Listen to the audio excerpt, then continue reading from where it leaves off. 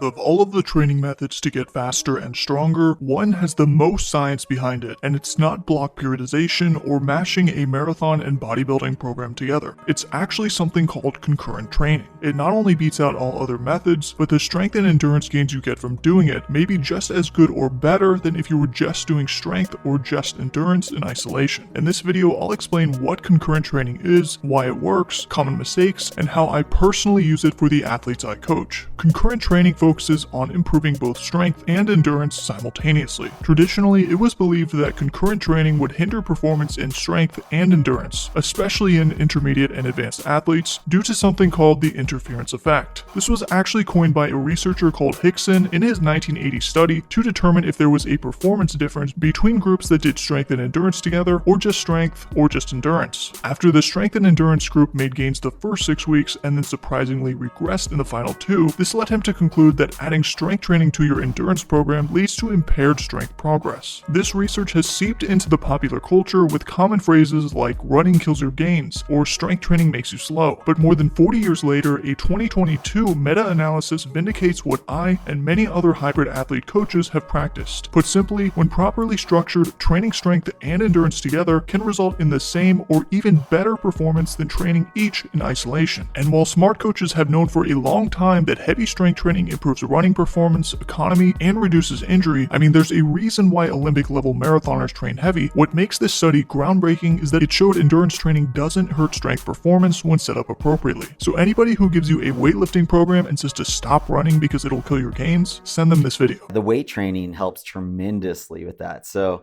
important for sprinters, and the hex bar deadlift, that's my favorite lift. Like if I was advising runners or when I am coaching runners, that's the first lift that they do on the day. Now, while research shows that concurrent training is highly effective, what is disappointing is how a high percentage of civilians and military personnel make poor progress and still crash and burn. More on how to avoid that later in the video. First, let's talk about why concurrent training works so well, especially in preparing for selection. One is adaptability. When you're training for selection, especially if you're cross-training or submitting a package, it's not practical to plan a 9-month regimen focusing on just blocks of strength or just endurance to peak on exactly one date. With concurrent training, you focus on both at the same time and can easily adapt to the demands of a rigorous or dynamic work schedule. 2 is consistent practice. I've seen programs focused on endurance where the only thing resembling strength work is high-rep calisthenics. That works if you want to be a runner, but that's a recipe for failure at selection. Concurrent training allows you to maintain and build proficiency in strength and endurance simultaneously. This is important because both are critical to your success. In fact, selected candidates are on average bigger and stronger than those who are not selected. And high levels of muscle mass is the greatest anthropometric predictor of success, so don't ignore your strength work.